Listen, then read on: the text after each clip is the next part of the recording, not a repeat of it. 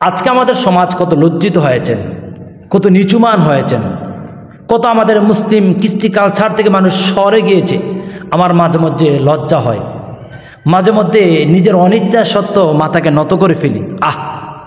আমি কি এই সমাজ চেয়েছিলাম, বা আমরা কি এই সমাজ চেয়েছিলাম যে সমাজ ওলামায়ে কেরাম, যে সমাজ ইসলামী আদর্শবান মানুষরা প্রতিষ্ঠিত করার স্বপ্ন দেখে?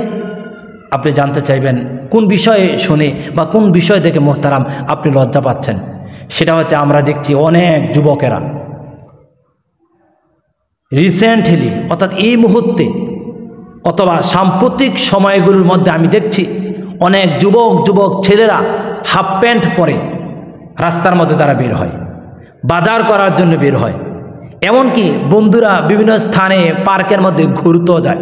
লজ্জার বিষয়, লজ্জার বিষয়। তারা পশ্চিমা কালচার আমার সমাজে বাস্তবায়ন করতে চাচ্ছে, খুবই লজ্জার বিষয়। একটা 24 বছরের একটা ছেলে, 25 বছরের একটা ছেলে, এমনকি 30-35 বছরের ছেলেরাও ছোট্ট প্যান্ট পরে, হাফ প্যান্ট পরে বাজার করতে বের হয়ে যায়। আমার মাঝে মধ্যে দেখি স্ত্রী নাকি অন্য কোনো নারী, সেটা জানি না, নারীদের সাথে অনেক যুবকদেরকে দেখি হাফ প্যান্ট পরে রিক্সা দিয়ে ঘোরাঘুরি করে। লজ্জার বিষয়, কত নির্লজ্জ। পূর্ণাঙ্গ একজন যুবক, তার 30 কিংবা তার চেয়েও বেশি অথবা 20-এর উপরে তার বয়স, এত বড় একজন যুবক হাফ প্যান্ট পরে রাস্তায় বের হয়। কত নির্লজ্জ, কত জঘন্য, কত নিকৃষ্ট, কত নিচুমানের তার পরিচয় বহন করে। এগুলো একবারে জঘন্য কাজ, নিচুমানের পরিচয় প্রদান করে।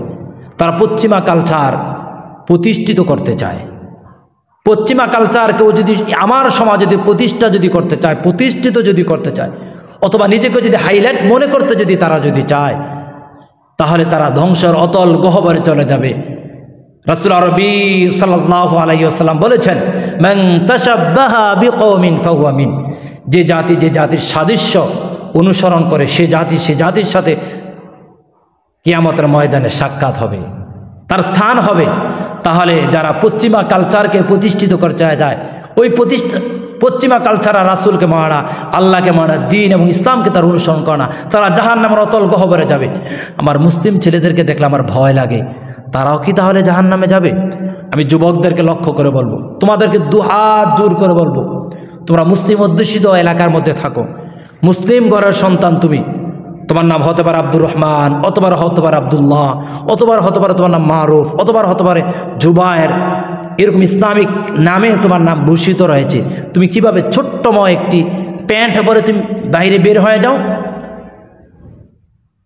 পুরুষের একটি 17 ডিসিপ্লিন রয়েছে। পুরুষের 17 হচ্ছে নাভি থেকে হাঁটু পর্যন্ত, অর্থাৎ সর্বনিম্ন তোমার নাভি থেকে হাঁটু পর্যন্ত তোমার ঢেকে রাখতে হবে। কত নির্লজ্জময় কাজ, কত জঘন্য কাজ। আল্লাহ তাআলা তোমাকে হেদায়েত করুক, আল্লাহ তাআলা যুবকদেরকে হেদায়েত করুক, সমাজকে আল্লাহ তাআলা তাদের থেকে মুক্ত করুক। আল্লাহুম্মা আমিন। আমি সর্বশেষ মেসেজ দিয়ে রাখবো, যুবকেরা কখনো এই কাজ করবে না, এটা লজ্জার বিষয়। তোমার গুনাহ হচ্ছে, তোমাকে দেখে যারা ফলো করছে তাদেরও গুনাহ হচ্ছে, যারা তোমাকে দেখে অনুসরণ করছে আগামীতে হাফ প্যান্ট পরবে, তারাও কবিরা গুনার শামিল হবে। এমনকি তুমিও কবিরা গুনার শামিল প্রতিনিয়ত হচ্ছ। তোমার পিতামাতাকে তুমি লজ্জিত বানাচ্ছ, তোমার পিতামাতাকে তুমি গুনাহগার বানাচ্ছ। আল্লাহ সুবহানাহু ওয়া তাআলা এই সমস্ত দুঃচরিত্র যুবকদের থেকে আল্লাহ আমাদের সমাজকে রক্ষা করুক। আল্লাহুম্মা আমিন।